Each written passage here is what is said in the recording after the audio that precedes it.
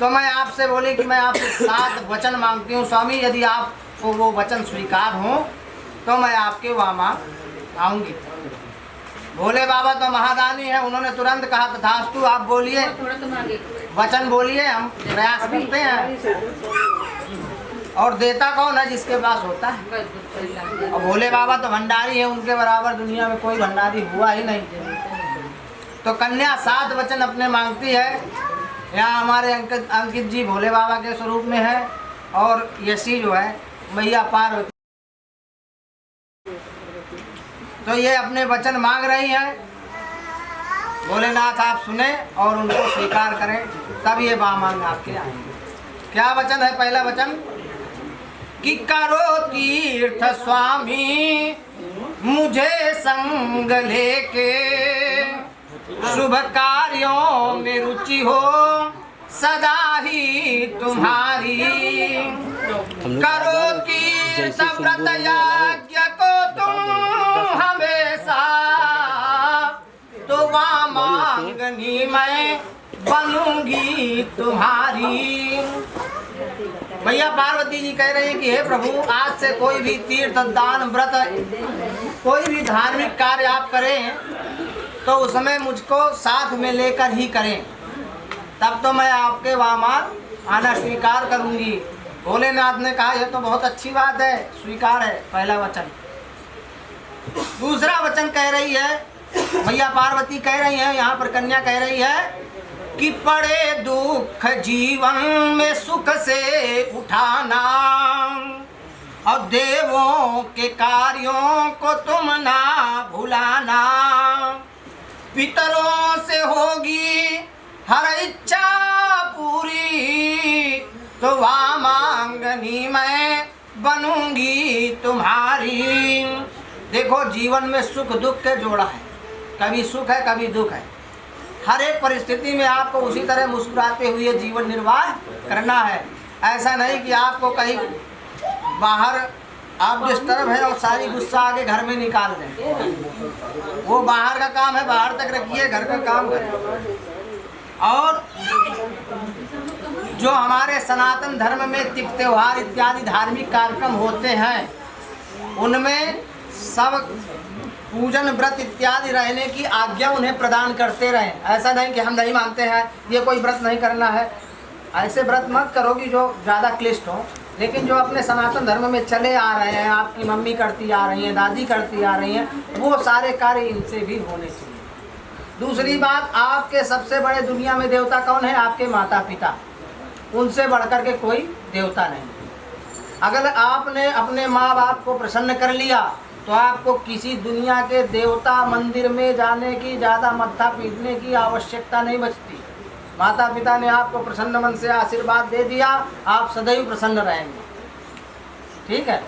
और साल में 15 दिन आते हैं पितरों के, पितृपक्ष जिसको कहते हैं, उसमें अपनी पितरों की सेवा करने से वंचित न रहें। उनके आशीर्वाद से हम आप सब लोग फलते फूलते हैं। दूसरा वचन कन्या ने मांगा, आपको स्वीकार है। शायद अपने लिए कुछ नहीं मांगा, मांगा आपके लिए ही है, अपने परिवार के लिए ही। ठीक है। तीसरा वचन कहती है कन्या कि जीवन गृहस्थी का है ये निराला, और गौ भैंस पशुओं को देवो निवाला। क्रय विक्रय में मेरी सम्मति जारी, तो वामांगनी मैं बनूंगी तुम्हारी। ये गृहस्थ जीवन निराला है। इसमें जो है पहले के लोग पशुपालन भी करते थे, अब आज गांव देहात में करते हैं, आप तो नहीं करेंगे। लेकिन इसका सीधा सा अर्थ समझिए आप, अगर आप कोई मान लो गाड़ी लेने जा रहे हैं, आप लेंगे अपने मन की, लेकिन इनसे एक बार आप सलाह ले लेंगे या इनसे पूछ लेंगे तो इनके मन को प्रसन्नता होगी कि हमसे पूछा था कि आपको कौन सी गाड़ी पसंद है, कौन सी गाड़ी ली जाए, सलाह ली। ठीक है। आप दोनों को, एक गाड़ी के 2 पहलू हैं, दोनों पहिया हैं, अगर आप बराबर रहेंगे तो जीवन बड़ी खुशी उससे चलेगा। अगर एक इधर भागा एक इधर भागा तो गड़बड़ है ना। तीसरा वचन है और चौथा वचन कन्या कह रही है कि धन दौलत को ना तुम हमसे छुपाना, और तीनों अवस्थाओं में समप्रीति लगाना, करो खर्च जिसमें हो सहमति हमारी, तो वह मांगनी मैं बनूंगी तुम्हारी। अभी तक आपने क्या कमाया क्या किया इससे मतलब नहीं है, आज से ये आपकी गृह लक्ष्मी बन के जा रही हैं। तो जो भी आप कमाएंगे तो इनके संज्ञान में होना चाहिए। और दूसरी चीज, आप कहीं जा रहे हैं, आप कर रहे हैं 1 लाख रुपए खर्चा, इनसे बता रहे हैं 10,000 रुपये खर्चा। आज नहीं तो कल इनको पता चलेगा, और जब पता चलेगा तो आपसे कुछ ना कुछ जरूर बोलेंगे। तो इससे अच्छा है कि आप बता दो कि नहीं मैं ऐसा करने जा रहा हूं। दोनों लोग की सम्मति से जो है कार्य होना चाहिए, हंसी खुशी से कार्य होना चाहिए। पंडित जी हाँ कराते जाइए दोनों लोग। नहीं हाँ कौन सम्मति बोल रहे हैं हाँ क्या। 5वां वचन कन्या मांग रही है भैया कि करो कर्म जीवन में पहचान आवे, मंदिर बगीचा पौशाला लगावे, और इनकी सुरक्षा की हो जिम्मेदारी, तो वह मांगनी मैं बनूंगी तुम्हारी। 5वां वचन कन्या कहती है कि ऐसा कुछ कर्म जीवन में करो जिससे अपनी पहचान समाज में बने। जैसे पहले के लोग तीर्थों में जाके धर्मशाला बनवा देते थे अपने बाबा की पुण्य स्मृति में, अपने पिताजी की पुण्य स्मृति में, ठीक है, मंदिर बनवाते थे, गौशाला इत्यादि लगवाते थे। लेकिन एक वचन और कन्या ने इसी में कहा, खास करके बनवा देना सरल है। आजकल देखो तो सरकारी जगह में जहाँ देखो वहीं मंदिर बनवा दिया। मंदिर बनवाना सरल है, लेकिन उसकी सुरक्षा की हो जिम्मेदारी। अगर आप मंदिर बनवा रहे हैं तो उसमें कोई ऐसा मतलब खेती लगाइए या ट्रस्ट बनाइए कि आपके न रहने के बाद भी उस मंदिर की पूजा सेवा बराबर चलती रहे। अन्यथा ऐसा करने की कोई आवश्यकता नहीं। कोई टूट रहा हो, मंदिर जीर्ण शीर्ण हो रहा हो, आपके सामर्थ्य है, आप सहयोग करके भैया आप इसका जीर्णोद्धार हो रहा है, इसमें हमारी तरफ से भी इतना सहयोग आप ले लीजिए।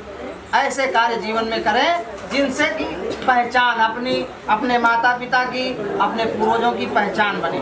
ठीक है, ऐसा कार्य करना है। और 6वां वचन कन्या कहती है कि रहो नाथ घर में पड़े बाहर जाना, अब व्यापार करके जो धन को कमाना, उस धन में हो मेरी सारी जिम्मेदारी, तो वह मांगनी मैं बनूंगी तुम्हारी। कमा के लाओ, इनको दे दो, ये खुश हो जाएंगे। थोड़ी देर में ले लो, थोड़ी देर में ले लो कि हमें जरूरत है, फलाना काम करना है, लेकिन ला के इनको दे दोगी तो इनको बहुत खुशी होगी। इनकी सारी जिम्मेदारी एक रह लक्ष्मी है। समझ हमारा भाई का। अच्छा, 7वां वचन देखिए अंकित जी, बहुत महत्वपूर्ण है, इसको ध्यान से सुनिएगा कि नहीं नारी दूजी को जीवन में लाना, अब परगे सखियों को घर में बुलाना, बड़े भूल करना न अपमान भारी, तो वह मांगनी मैं बनूंगी तुम्हारी। बुरा नहीं मानिएगा, इनका कहना यह है कि अभी तक यदि कोई गर्लफ्रेंड रही हो आपकी, तो अब जाके आप राखी बंधवा लीजिए। जो आपसे छोटी है वो आपकी बेटी की समान, जो आपके समवयस्क है वो आपकी बहन के समान, जो आपसे बड़ी है वो आपकी माँ। ठीक। दूसरी बात कह रही है कि कहीं मैं समाज में बैठी हूँ और मुझसे बहुत बड़ी गलती हो गई है, लेकिन मैं अपनी सहेलियों के साथ में बैठी हूँ, तो जब मैं घर आऊँ तो मुझे आप डांट लेना, समझा लेना, मैं आपकी आज्ञा का अनुसरण करूँगी, मानूंगी, लेकिन समाज में प्रभु मेरी बेइज्जती न। ये 7वां वचन है। देख लो बेटा, कहीं नहीं। ठीक है।